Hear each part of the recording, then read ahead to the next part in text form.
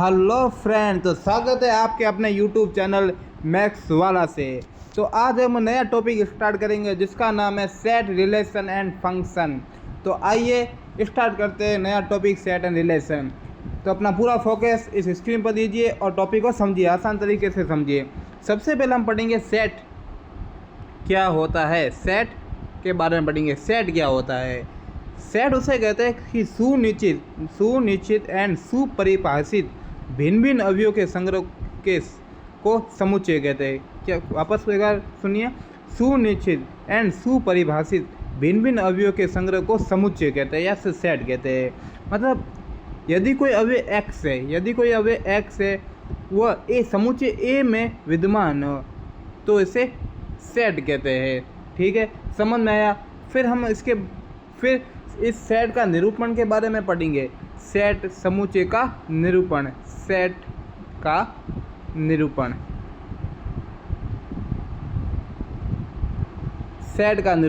तो सेट के निरूपण में हम सबसे पहले पढ़ेंगे रोस्टर रूप क्या होता है। क्या पढ़ेंगे? रोस्टर रूप क्या होता है। इसे सबसे पहले पढ़ेंगे रोस्टर रूप।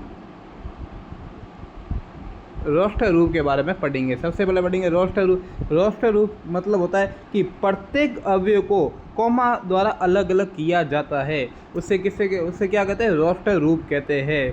रोस्टर रूप जैसे लिस्टिंग फॉर्म भी कहा जाता है। जैसे यदि a बराबर 1 है और इसे कॉमा द्वारा प्रतीत किया जाता है, फिर 2 है, फिर कॉमा द्वारा प्रतीत किया है, फिर 4 है। मतलब इसे जो a 2 3 4 ये सबको क्या करती है? कॉमा क्या कर रहा है? अलग कर रहा है। 1 को अलग कर रहा है, 2 को अलग कर रहा है, 3 को अलग कर रहा है, 4। इसे रोस्टर रूप कहा जाता है। जैसे कोई भी आपका नाम ले लेते, जैसे देव एंड विवेक, तो इसे कॉमा द्वारा दोनों को अलग कर रहा है। इसे क्या कहा जाता है? रोस्टर रूप कहा जाता है। इतना समझ आया? फिर हम इसके बाद पढ़ेंगे रिक्त समुच्चय क्या होता है। जिस समुच्चय में कोई अवयव विद्यमान न हो उसे क्या कहता है? रिक्त समुच्चय। जैसे इसे क्या नल सेट या एम्प्टी सेट कहा जाता है। क्या कहता है? रिक्त सेट। इसके बाद पढ़ेंगे रिक्त समुच्चय। रिक्त समुच्चय। ध्यान से टॉपिक को समझना, इससे बाहर कुछ नहीं आपके एग्जाम में जाएगा। तो एक बार ध्यान पूरा फोकस है इस टॉपिक को एक बार समझना। ठीक है, रिक्त समुच्चय ऐसा समुच्चय जिसमें कोई सेट में कुछ अवयव विद्यमान नहीं हो। जैसे यहाँ ले दे फाई का मतलब क्या होता है? फाई एक नील सेट है, रिक्त सेट है। फाई एक क्या है? रिक्त सेट। इसे नील सेट कहा जाता है। जैसे हम कोई एग्जाम्पल मानेंगे, जैसे a बराबर x और x बराबर मैं नेचुरल नंबर बढ़ूँगा, x बराबर नेचुरल नंबर, और अब दे देंगे कि s का मान कि छोटा है 1 से। तो हमें क्या देखा कि x और नेचुरल नंबर है, तो नेचुरल नंबर कहाँ से स्टार्ट होती है? 1 से स्टार्ट होती है। लेकिन इसमें क्या s का मान 1 से छोटा है, मतलब इसमें a बराबर कुछ नहीं आएगा, फाई आएगा। इसे रिक्त समुच्चय कहा जाता है। इतना समझ में आ गया? अब एग्जाम पूछे कि प्राकृतिक संख्याओं का सेट क्या होता है। तो प्राकृतिक संख्या जैसे नेचुरल नंबर, इसका सेट पूछे तो नेचुरल नंबर 1 से स्टार्ट होती है।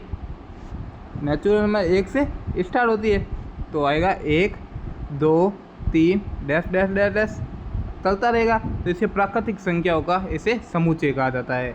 फिर पूछेंगे इंटीग्रल मतलब z संख्याओं का समुच्चय। z संख्याओं का समुच्चय। z संख्याओं का समुच्चय। z संख्या जैसे z क्या है होती है? इंटीग्रल पूर्णांक की संख्या होती है। जैसे यह 0 और यहाँ पर कोई पॉजिटिव संख्या 1 2 3 बढ़ता जाएगा। इसी प्रकार -1 -2 और -3 ये ऐसे बढ़ता जाएगा। इतना समझ आया आपको? अब पूछे कि परिमेय संख्याओं का समुच्चय क्या होता है। इसके बाद एग्जाम में पूछ सकता है कि परिमेय संख्याओं का समुच्चय क्या होता है। परिमेय संख्याओं का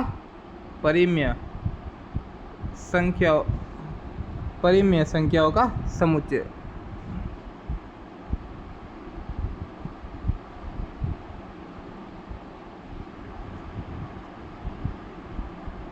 परिमेय संख्या क्या होती है? जैसे p/q के फॉर्म में लिखेंगे। परिमेय संख्या जैसे p/q के फॉर्म में लिखेंगे। ठीक है, और q कभी भी 0 नहीं हो सकता। इतना समझ में आया?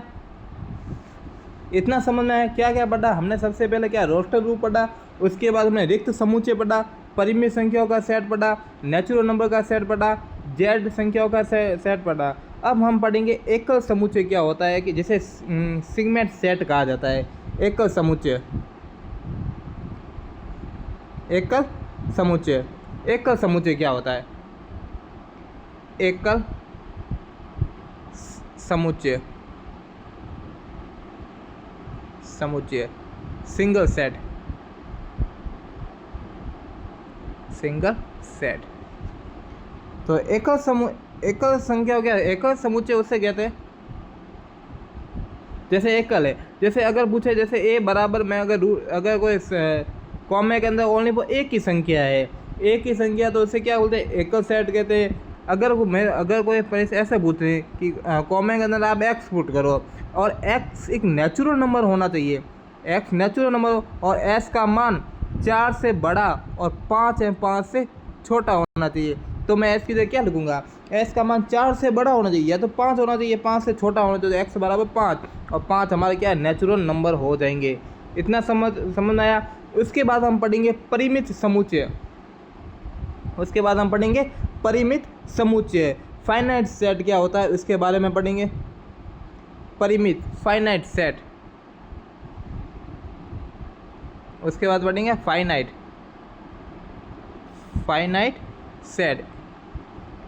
टॉपिक को ध्यान से देखने का, इससे बार एग्जाम में एक क्वेश्चन में नहीं जाएंगे। टॉपिक करने के बाद हम सीट के क्वेश्चन करेंगे, उसके बाद हम एसआर सैनिक के भी क्वेश्चन करेंगे, तो टॉपिक को ध्यान से समझना, इससे बार कुछ नहीं जाएगा आपके। तो जैसे फाइनाइट सेट मतलब परिमित समुच्चय, परिमित समुच्चय। परिमित समुच्चय क्या होता है? जैसे ए बराबर परिमित मतलब हम कह सकते हैं कि निश्चित समुच्चय। जैसे एक बराबर नेचुरल नंबर दिया हुआ है, एक्स बराबर नेचुरल, और निश्चित समय देखिए एस का मान वो 1 से बड़ा होना चाहिए लेकिन 5 से छोटा होना चाहिए। तो निश्चित है कि इसमें 2 और 3 और 4 ही आएंगे। क्यों? क्योंकि इसमें एस का मान 1 से बड़ा है और 5 से छोटा है, तो इसे परिमित समुच्चय में निश्चित संख्या आ जाएगी। ठीक है, इतना समझ आया। अगर आपको प्रश्न क्वेश्चन ये पूछें कि जेड एक परिमित समुच्चय है या परिमित है या अपरिमित है। परिमित को क्या बोलते हैं? सीमित है या असीमित, असीमित। तो जेड को अगर ग्राफिंग देखें तो जेड का ये यहाँ तो 0 होता है, यहाँ पर पॉजिटिव नंबर होते हैं, यहाँ पर नेगेटिव नंबर होते हैं, और जेड हमेशा बढ़ता रहता है, मतलब असीमित संख्या तक बढ़ा होता है, तो जेड हमेशा असीमित होता है। इतना समझ में आ गया। इसके बाद हम इतना आपको सेट के बारे में समझ में आ गया। रोस्टर रूप क्या होता है, परिमित क्या होता है, एकल समुच्चय क्या होता है, रिक्त समुच्चय क्या होता है, इतना आपको समझ में आया। ठीक है, अब पढ़ेंगे कि समुच्चय की गणना क्या होती है। अब पढ़ेंगे कोऑर्डिनेट ऑफ ए सेट, समुच्चय की गणना। अरे इसके बाद पढ़ेंगे समुच्चय की गणना, समुच्चय की गणना।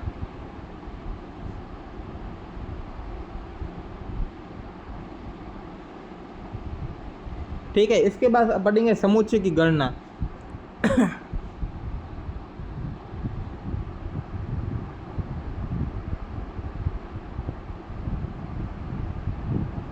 समुच्चय की गणना, जैसे ए कोई समुच्चय है, ए समुच्चय उसमें कितने एलिमेंट है? 3 एलिमेंट है। माना कि ए 2 और 3 है, 3 एलिमेंट है, तो इसमें समुच्चय की इसमें कितने समुच्चय हो जाएंगे? तो इसमें समुच्चय की गणना करने के लिए आएगा 3 एलिमेंट, तो ए बराबर 3। समुच्चय ए में अवयवों की संख्या को ए की संख्या को ए सेट द्वारा दर्शाया जाता है। इतना समझ आया आपको? ठीक है, अब मैं आपको कुछ क्वेश्चन पूछूंगा, उसके बारे में आपको आंसर देना है। हम कुछ क्वेश्चन करेंगे, जैसे समुच्चय हमें सेट की जांच करना। क्वेश्चन है कि समुच्चय की जांच कीजिए, समुच्चय की जांच कीजिए। एग्जाम में इसी तरह के क्वेश्चन आएंगे, समुच्चय की जांच कीजिए। पहला क्वेश्चन है आपके सामने आएगा, पहला क्वेश्चन कि ए समुच्चय बराबर एक्स और एक्स का मान एक mod x का मान 1 से कम होना चाहिए और x हमेशा कोई भी पूर्णांक की संख्या z हो सकती है। ठीक है, इतना इसका आंसर क्या होगा? सबसे पहले इसका आंसर पढ़ेंगे, देखेंगे। अब mod x का मान क्या है? mod x मतलब क्या होता है? mod x का होता है मूल बिंदु से दूरी, मतलब x की मूल बिंदु से दूरी है वो 1 या 1 से कम है। इतना समझ आया? mod x मतलब यह पुट गया 0, s की दूरी मूल बिंदु से दूरी क्या है? 1 से कम है। जैसे यहाँ पर दूंगा 1 और यहाँ पर दूंगा -1, तो s की मूल बिंदु से दूरी 1 से कम है। s की मूल बिंदु से दूरी 1 से कम है, 1 से कम मतलब वे हो जाएगी 0 या 1, तो मूल बिंदु से हो जाएगी 0, और 0 हमारे इसमें कितने एलिमेंट है? एक एलिमेंट है, तो इसे में एकल समुच्चय कहा जाता है, एकल समुच्चय। और ये निश्चित है कि s का मान 0 आएगा, क्योंकि इसमें खुद कहा गया था कि mod x का मान क्या होगा? 1 से कम होगा। 1 से कम होगा मतलब 0 होगा, और ये निश्चित है मतलब सीमित है, तो आएगा परिमित सेट भी इसे कहा जाता है, इसे परिमित सेट भी कहा जाता है। नेक्स्ट क्वेश्चन देखेंगे, जैसे नेक्स्ट क्वेश्चन है दूसरा।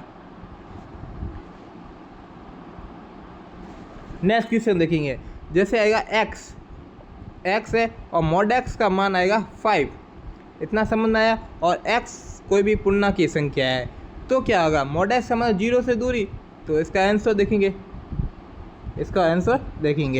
क्या करेंगे? सबसे पहले यहाँ 0 लिखेंगे, यहाँ लिखेंगे 5 और यहाँ लिखेंगे -5।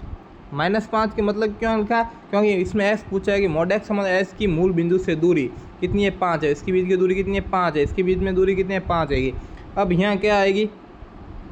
हम x बराबर -5 भी आएगा और 5 भी आएगा, तो ये कौन सा सेट होगा? तो इसे कहते हैं परिमित समुच्चय, परिमित ये सेट हो जाएगा। क्या ये एकल सेट है? एकल सेट नहीं होगा, क्योंकि इसमें 5 और -5 दो एलिमेंट आया है। इतना समझ में आ गया? तो ठीक है, अब हम पढ़ेंगे कि सबसेट क्या होता है। ध्यान से टॉपिक को देखना, नया टॉपिक आ रहा है सबसेट। उप समुच्चय, उप समुच्चय किसे कहते हैं? उप समुच्चय किसे कहते हैं? उप समुच्चय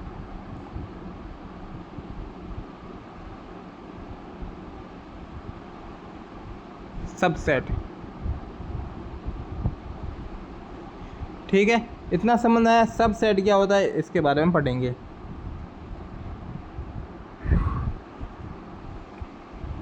सबसेट क्या होता है? जैसे इसे हम एग्जांपल के सबसेट ऐसे कहते हैं, ऐसे जैसे माना ए और बी दो सेट है, ए सेट है और बी सेट है। ए और बी दो क्या पढ़ेंगे? सेट है। ए और बी सेट है। यदि ए का प्रत्येक अवयव बी में विद्यमान है, तो इसे ए वो उपसेट कहा जाता है, बी द्वारा दर्शाया जाता है।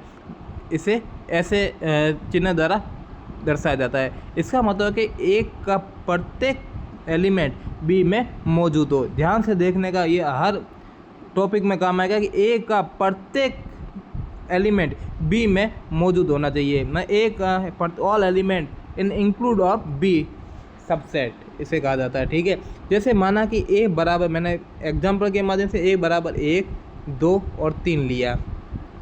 बी बराबर मैंने लिया 1, 2, 3 और 4, ठीक लिया। अब अगर एक क्या 1, 2, 3 क्या बी में मौजूद है? हाँ सर, ए का प्रत्येक अवयव बी में मौजूद है, तो एक ए है वो बी का क्या कहते हैं? सबसेट कहा जाता है। इतना समझ में आया? ठीक है, इसके बाद पढ़ेंगे फाई होता है। फाई हमने रिक्त समुच्चय, प्रत्येक समुच्चय का उपसेट होता है, सबसेट होता है। मतलब रिक्त होता है, प्रत्येक समुच्चय क्या होता है? सबसेट होता है। फाई कि ऑल, फाई प्रत्येक समुच्चय का सबसेट होता है। इतना बात आपको समझ में आ गया? इसके बाद पढ़ेंगे उपसेट हो गया, सबसेट हो गया। इसके बाद पढ़ेंगे घात समुच्चय किसे कहते हैं। क्या पढ़ेंगे? घात समुच्चय किसे कहते हैं? घात समुच्चय,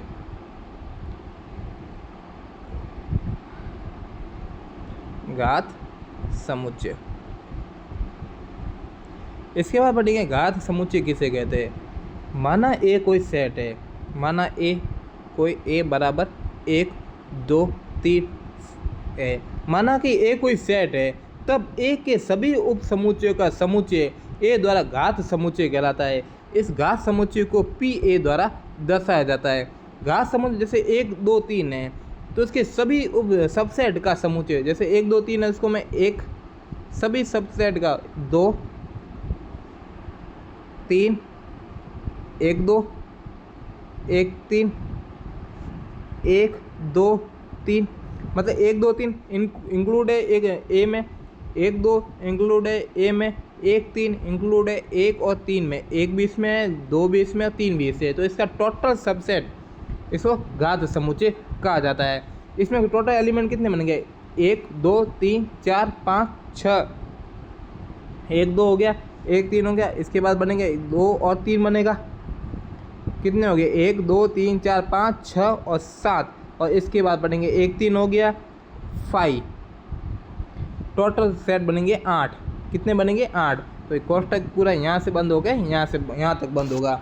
1 होगा, 2 होगा, 3 होगा, 1 2 होगा, 1 3 होगा, 1 2 3 होगा और 2 3 होगा, 5 होगा।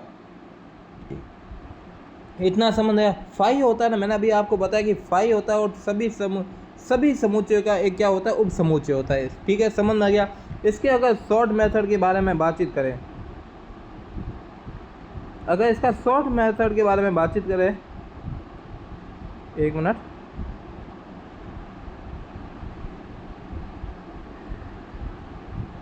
अगर शॉर्ट मेथड के बारे में बात है, अगर आपके पहले 1 मिनट में आपको कुछ क्वेश्चन देता हूँ एक, ठीक है। एक क्वेश्चन, यदि ए की गणना, जैसे ए की गणना मतलब ए में कितने एलिमेंट है? 3 है। यदि ए की गणना ए बराबर 3 है, तब पी ए बराबर क्या होगा? ये आपके एग्जाम में क्वेश्चन आया, तो इसका आंसर होगा, मैंने क्या होगा? पी ए, जब 3 का एलिमेंट बनाया तो हमने कितने पी ए पाया? 8 एलिमेंट है, तो सीधा है इसका आंसर तो 8 है, हमने अभी आंसर किया है। इसका शॉर्ट मेथड है, जैसे कोई ए की गणना 3 है, माना कि ए में कोई 3 एलिमेंट है, ए बी सी माना। इसका शॉर्ट मेथड है कि ए का मानेंगे, यदि ए उसमें एलिमेंट उस उप समुच्चय में आ भी सकता है या नहीं भी आ सकता है, मतलब इसके पास कितनी संभावना है? 2 संभावना है। उसी प्रकार बी उस उप समुच्चय में आ भी सकता है एंड नहीं भी आ सकता है, तो इसके पास कितनी संभावना है? 2 संभावना। सी के पास भी 2 संभावना, 2 प्रोबेबिलिटी है कि उस उपसेट में आ भी सकता है एंड नहीं भी आ सकता है, इसके बाद भी 2 संभावना है। तो टोटल 2 × 2 × 2 बराबर 8, इसका शॉर्ट मेथड आएगा। इसी प्रकार यदि ए की गणना 4 है तो इसके कितने पी ए, तो इसके कितने घात समुच्चय बनेंगे? ये एग्जाम में क्वेश्चन है। तो हमने क्या पूछा? इस ए की कितने एलिमेंट है? 4 एलिमेंट है। तो चारों का देखिए, पहले एलिमेंट के पास 2 संभावना, दूसरे एलिमेंट के पास भी 2 संभावना, तीसरे एलिमेंट के पास भी 2 संभावना, चौथे एलिमेंट के पास भी 2 संभावना, तो आएगा 2 × 2 × 2 16 विल बी आंसर। ये हमारा क्या होगा? आंसर होगा। इतनी बात समझ में आएगी आपको?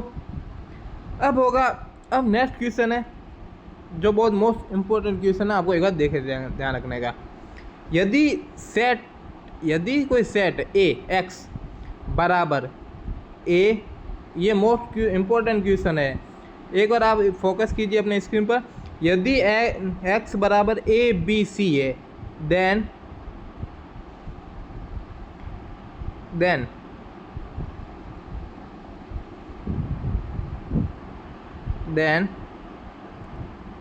तब एस के उप समुच्चय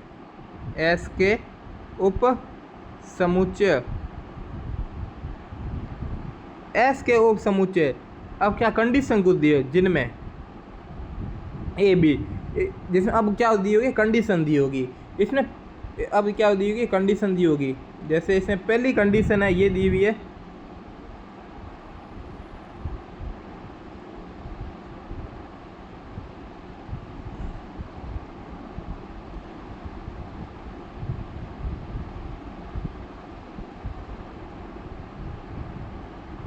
पहली कंडीशन दी होगी ए अव्यय विद्यमान हो, ए अव्यय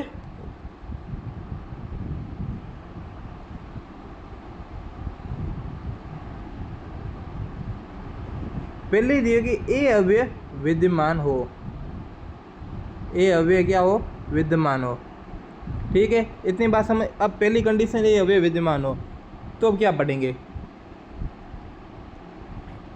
ठीक है, तो इसका आंसर पढ़ेंगे।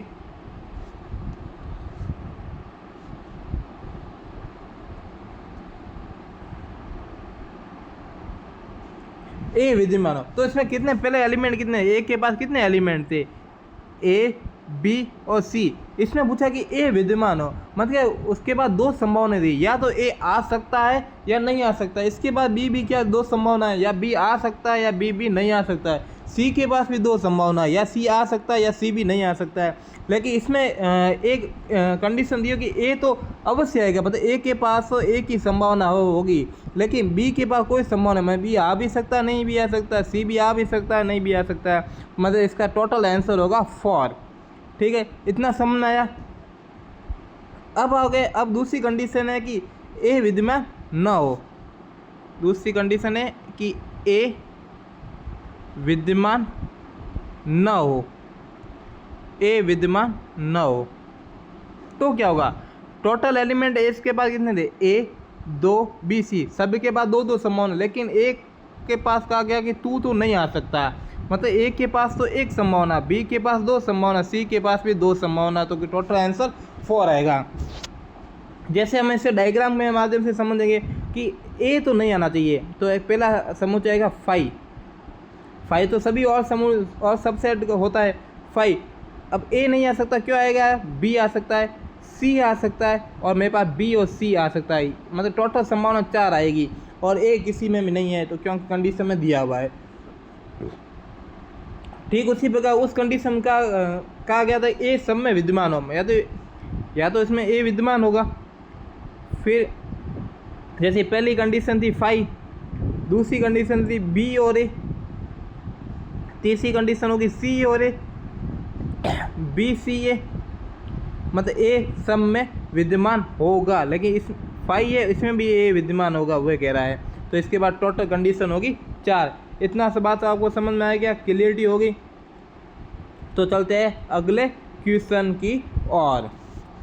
अगला क्वेश्चन है, यदि x बराबर ए, बी, सी, डी और ई है, तब S के उप समुच्चयों की संख्या जिसमें C विद्यमान हो तथा D विद्यमान न हो। इसमें कंडीशन दी हुई है, कंडीशन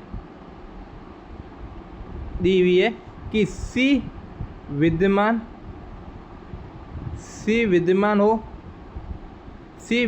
हो तथा D विद्यमान न हो। ये हमारा क्वेश्चन है। इसको कितने x बराबर कितने एलिमेंट है? 1, 2, 3, 4, 5 है। तो x बराबर, अब इसका आंसर देखेंगे। x बराबर मेरे पास 1, B, C, D और E था, A B C D था। दो कंडीशन तो हमें दी हुई है कि जिसमें C विद्यमान है, तो C के पास सी को कहा गया कि तू तो अवश्य होगा, मतलब तेरा तो तू तो ऑलरेडी अवश्य होगा, मतलब तेरे पास तो एक ही संभावना कि तू अवश्य होगा। डी को भी कहा गया है कि तू भाई साहब बिल्कुल नहीं होगा, मतलब तेरे पास भी एक संभावना है, लेकिन एक तू आ भी सकता है एंड नहीं भी आ सकता है। बी को भी कहा गया तू आ भी सकता है एंड नहीं भी आ सकता है, एंड और ई को भी कहा सकता है तू आ भी सकता है एंड नहीं भी आ सकता है। तो टोटल आंसर होगा 8। ओके, इतना बात समझ में आ गया। क्या आ गया क्वेश्चन में कि ए बी सी डी, तब सी के उप समुच्चयों की संख्या जिसमें सी को कहा गया कि सी विद्यमान होगा लेकिन डी विद्यमान नहीं होगा, और ए बी और ई के बारे में कुछ नहीं कहा गया, मतलब सबके पास तो दो दो प्रायिकता है कि तो आप ये दो तीनों आ भी सकते हैं नहीं भी आ सकते। ये हमारा शॉर्टकट मेथड हो गया। अब हम इसे डायग्राम के माध्यम से समझे तो डायग्राम के माध्यम से समझ सकते हैं। जैसे कहा गया कि सी विद्यमान हो, सी तो प्रत्येक अवयव में विद्यमान होगा, सी विद्यमान, लेकिन डी किसी में नहीं होगा, तो सी बी भी होगा, ए सी भी होगा, ए बी सी भी होगा, ई सी भी होगा, ई सी बी भी होगा, ई सी बी, ए ई सी होगा, ए बी ई सी। कितनी कंडीशन है? 1 2 3 4 5 6 7 8 कंडीशन। सब में सी विद्यमान है और किसी में डी विद्यमान नहीं है, तो हमारा 8 क्या होगा? Will be answer. ठीक, अब हम अगला क्वेश्चन करेंगे। ठीक, इसी प्रकार हम अगला क्वेश्चन भी करेंगे। तो अगला क्वेश्चन दिया हुआ है कि ए बराबर 1 2 3 4 5 6। अगला क्वेश्चन है, अब कहा गया कि ए के उप समुच्चय की संख्या। इसमें अब कंडीशन क्या दी हुई है? ये क्वेश्चन है, इसमें कंडीशन दी हुई है कि ए और 3 1 तथा 3 हो, 1 तथा 3 हो, तथा 2 और 6 न हो, तथा 2 और 6 ना हो।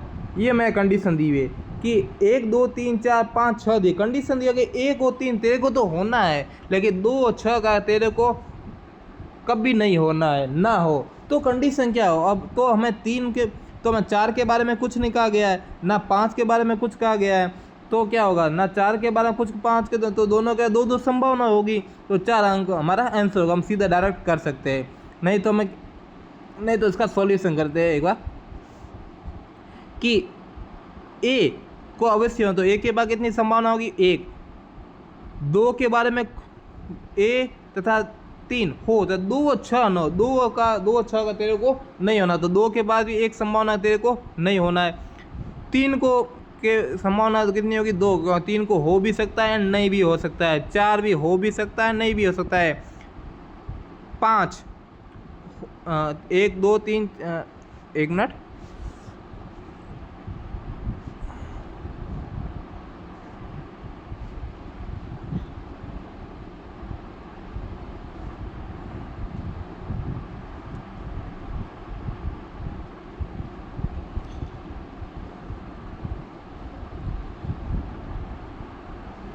क्या क्या होगा? 1। सबसे पहले 1 की बात कितनी संभावना है? 1 की संभावना कि 1 को अवश्य होना चाहिए। 2 को क्या होगा ना कि 2 तू नहीं आ सकता। 3 के बारे में 3 को भी कितनी संभावना है? 1 की संभावना कि 3 तो अवश्य होना चाहिए। 4 के बारे में कुछ नहीं हो, तो 4 के बाद कितनी संभावना है? 2 संभावना है। 5 के बारे में कुछ नहीं कहा था, 5 के बारे में 2 संभावना। 6 के बारे में 1 है, तो टोटल आंसर 4।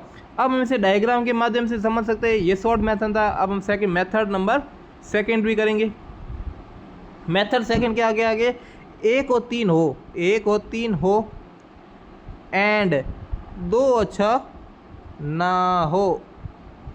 1 और 3 हो, मतलब 1 भी होना चाहिए, इसमें 3 होना चाहिए। 5 1 और 3 इसमें भी होना चाहिए। 4 1 और 3 इसमें होना चाहिए।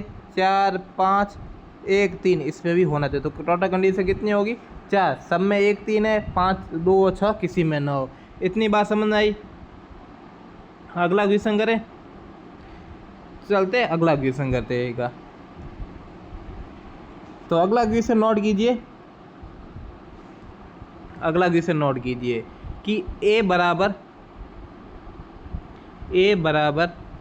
A1 A2 A3 dash dash dash A9 तक है। ए बराबर इतनी 9 तक है। उसी प्रकार A5 बराबर है A1 A2 A3 A4 और A5। ठीक है। अब है कि A तब A के उप समुच्चय की संख्या ज्ञात करे। ये हमारा क्वेश्चन दिया। क्वेश्चन नोट किया एक क्वेश्चन सब नोट कीजिएगा, फिर हम इसके कंडीशन के बारे में कंडीशन होल्ड करेंगे एंड आंसर देंगे। ठीक है, क्वेश्चन सब ने एक बार नोट किया तो चलते हैं। इसकी पहली कंडीशन है कि इसने पहली कंडीशन दी है कि A5 के सभी अव्यय हो। A5 के सभी अव्यय हो। तो कंडीशन नोट कर दी। कंडीशन एक बार सब में नोट कर दी।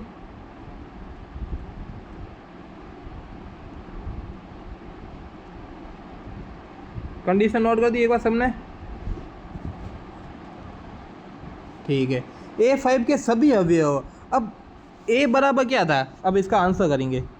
पर्सन सबने नोट कर दिया था, तो ए बराबर क्या था, ए बराबर था ए से A2 बराबर ए से 9 तक था, 9 तक।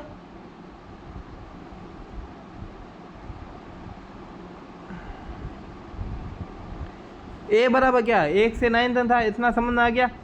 और A5 में कितने एलिमेंट थे, 5 एलिमेंट थे। कितने एलिमेंट थे, 5। A1 A2 A3 A4 और A5। पहली कंडीशन है कि A5 के सभी अवयव हो, किस में होना चाहिए, A5 के सभी अवयव ए में होना चाहिए। मतलब A5 के सभी अवयव मतलब 5 के 5 एलिमेंट के पास तो संभावना कि 5 एलिमेंट तो जरूर आएंगे, बाकी बचे 4 एलिमेंट। 4 एलिमेंट के बाद कितनी संभावना आएगी, 2। जोर से बोले कितनी संभावना आएगी, 2 संभावना आएगी। तो इन 5 एलिमेंट के पास तो अवश्य होंगे, तो 5 एलिमेंट के पास एक ही संभावना होगी, 1। 5 एलिमेंट के पास तो कितनी संभावना है कि 5 1 2 3 4, 1 2 3 4 5, बाकी 4 एलिमेंट है, 2 इंटू 2 इंटू 2 इंटू 2 कितना आएगा, 16 हमारा आंसर होगा। तो A1 के पास कितनी संभावना है, एक संभावना। A2 के पास कितनी संभावना, एक संभावना। A3 के पास कितनी संभावना, एक संभावना। A4 के पास कितनी संभावना, एक संभावना। A5 के पास कितनी संभावना, एक संभावना। A6 के पास 2 संभावना, आ भी सकता है नहीं भी आ सकता। 7 के पास आ भी सकता है नहीं भी आ सकता है। 8 के पास आ भी सकता है नहीं भी आ सकता है। और 9 के पास आ भी सकता है नहीं भी आ सकता है। टोटल का मल्टीपल करेंगे, 16 will be answer. Second condition लगाएंगे एक बार। सेकंड कंडीशन, इसका मेथड सेकंड देखना चाहोगे आप क्या, मेथड सेकंड, एक बार मेथड सेकंड देख लेते हैं कि उस 9 में से उस सभी 9 में से 5 एलिमेंट जिनको तेरे को आना है, और 9 में से 5 एलिमेंट आ गए, जैसे A1 A2 A3 A4 और A5, बाकी बचते 4 एलिमेंट। ये 4 एलिमेंट में से कोई भी एलिमेंट नहीं आ सकता, एंड इस 4 में से कोई भी एक एलिमेंट आ सकता है, एंड इस 4 में से कोई भी 2 एलिमेंट आ सकता है, एंड इस 4 में से 3 एलिमेंट आ सकता है, एंड इस 4 में से 4 एलिमेंट भी आ सकते हैं। तो इनका आंसर होगा 9 में से 5 एलिमेंट आ सकते हैं, तो इसका आंसर हो जाएगा 2 की पावर 4। तो मतलब 5 एलिमेंट, 9 में 5 में से 5 एलिमेंट तो आएंगे, 5 एलिमेंट 5 में से 5 एलिमेंट आएंगे, एंड वो 4 में से कोई भी एक एलिमेंट भी आ सकता है, 2 भी एलिमेंट आ सकता है, 3 एलिमेंट आ सकता है, 4 एलिमेंट आ सकता है। तो इसका आंसर होगा 5C0 इंटू 2 की पावर 4 बराबर 16 इसका आंसर होगा। इतना समझ आ गया। 5G0 कहाँ से आ गया, तो ये 5C5, तो इसको 5C5 को हम 5G0 भी लिख सकते हैं, ठीक है। इतना समझ में आ गया। एक सेकंड कंडीशन, 2 कंडीशन और पढ़ेंगे इसके बारे में। सेकंड कंडीशन है कि A5 का यथार्थ एक अवयव, मतलब 5 में से कोई भी एक अवयव होना चाहिए, यथार्थ एक अवयव हो।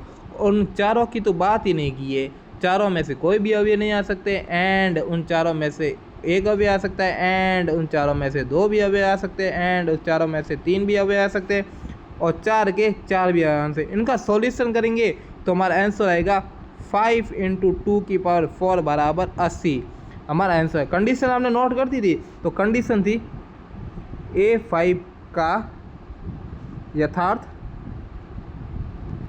एक अवयव, ये हमारी सेकंड कंडीशन, ठीक है। इतना समझ में आ गया। थर्ड कंडीशन नोट करेंगे, जल्दी नोट कीजिएगा। थर्ड कंडीशन, तीसरी कंडीशन, A5 का, जैसे थर्ड कंडीशन A5 का कोई अवयव ना हो, कोई अवयव ना हो। A5 का कोई भी अवयव नहीं होना चाहिए, मतलब पहला अवयव भी नहीं होना चाहिए, एंड दूसरा अवयव नहीं होना चाहिए, एंड तीसरा नहीं होना चाहिए, एंड चौथा नहीं होना चाहिए, एंड पांचवा नहीं हो। 5 के पास कितनी संभावना है, एक ही संभावना है। बाकी उस 4 में से कोई भी आ सकते हैं, नहीं भी आ सकता, आ सकते हैं, नहीं भी आ सकता, सबके पास 2 संभावना है, ठीक है। तो इनका आंसर आएगा 2 की पावर 4। तो 2 की पावर 4 होता है 2 into 2 into 2 into 2 4 8 16 will be answer. इतना समझ आया, इतना समझ आ गया। तो एक बार हम पूरा रिपीट करेंगे, रिवीजन करेंगे और फिर हमारा क्लास को यहीं आज रहने देते हैं, ठीक है। सबसे पहले पढ़ा हमने सेट। सेट क्या होता है कि ए सेट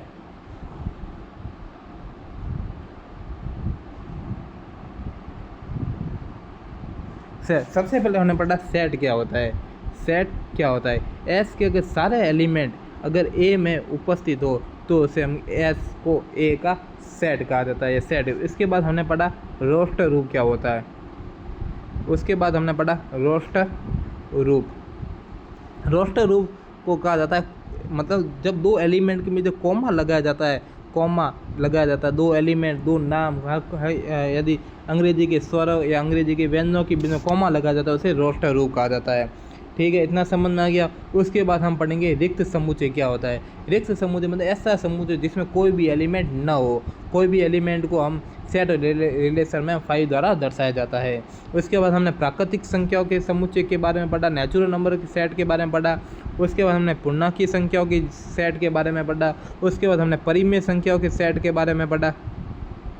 उसके बाद में पढ़ा हमने एकल समुच्चय क्या होता है, सिंगल सेट के बारे में पढ़ा, सिंगल सेट के बारे में पढ़ा, ठीक है। इसके बाद हमने परिमित समुच्चय के सेट के, परिमित सेट क्या होता है, परिमित को सीमित सेट भी कहा जाता है। उसके बाद हमने अपरिमित सेट के बारे में पढ़ा, अपरिमित असीमित सेट के बारे में कहा जाता है। फिर हमने नेक्स्ट टॉपिक पढ़ा कि समुच्चय की गणना कैसे की जाती है। समुच्चय की गणना, उस समुच्चय में कितने एलिमेंट है उसे समुच्चय की गणना कहा जाता है। उस समुच्चय में कितने एलिमेंट है समुच्चय की गणना कहा जाता है। इतना आपको बात समझ आई, इतना बात समझ आ गई। फिर हमने कुछ क्वेश्चन किए थे, जैसे हम पहला क्वेश्चन किया था एक्स बराबर कोई भी जेड पूर्णांक की संख्या होनी चाहिए और 1 का मान कम होना चाहिए, तो वह क्या बनेगा, एकल समुच्चय परिमित समुच्चय बनेगी। एक्स बराबर 5 वाला भी एग्जाम हमने किया था, ठीक है। इतना समझ आया। फिर हमने पढ़ा था कि सबसेट क्या होता है, सब उप समुच्चय। सबसेट उप समुच्चय कैसे गए, यदि ए का और एलिमेंट अगर बी में हो उपस्थित उसे सबसेट कहते हैं। इसे हम एग्जाम्पल 1 2 3 के एग्जाम्पल के माध्यम से समझा था। और 5 के बारे में पढ़ा कि 5 सभी सेट का उप समुच्चय होता है, इतना पढ़ा था। फिर हमने पढ़ा कि घात समुच्चय क्या होता है। फिर हमने पढ़ा घात समुच्चय क्या होता है, घात समुच्चय, घात जिसे पी ए द्वारा दर्शाया जाता है और समुच्चयों का सबसेट होता है उसे घात समुच्चय कहा जाता है। फिर हमने कुछ इसके क्वेश्चन के माध्यम से समझा था। फिर हमने इसके कुछ क्वेश्चन भी किए थे घात समुच्चय के, ठीक है। इतना समझ में आ गया, घात समुच्चय क्वेश्चन किए थे। अब कुछ क्वेश्चन और करेंगे और हम क्लास को आज यहीं समाप्त करेंगे। कुछ क्वेश्चन कर लेते हैं आज।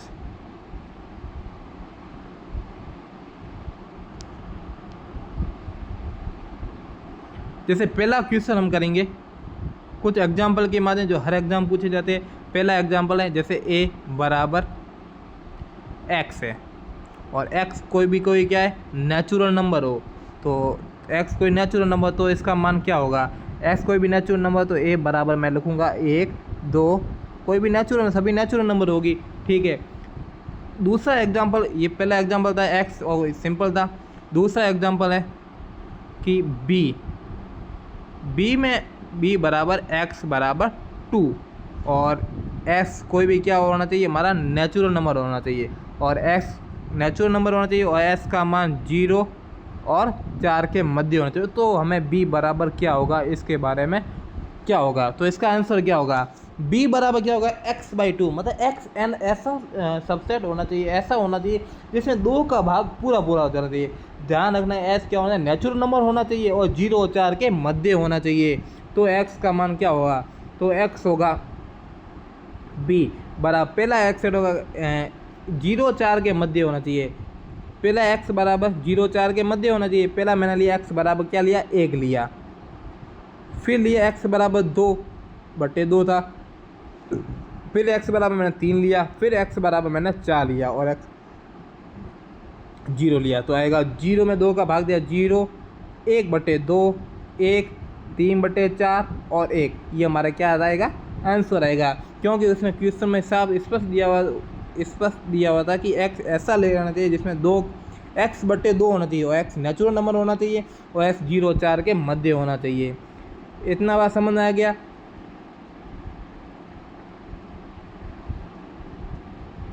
इतनी बात समझ में, तो आज हम सेट रिलेशन में आज इतना ही पढ़ेंगे। अगर वीडियो पसंद है तो लाइक एंड सब्सक्राइब जरूर कीजिएगा और हम अगली क्लास आगे बढ़ेंगे। अगली क्लास में हम तुल्य समुच्चय और सममित क्या होता है, विषम सममित क्या होता है, हम सहचारी के बारे में पढ़ेंगे और क्या क्रम विनिमय के बारे में पढ़ेंगे। नेक्स्ट अगली क्लास में और सेट रिलेशन के बारे में पढ़ेंगे। ठीक है, तो थैंक यू।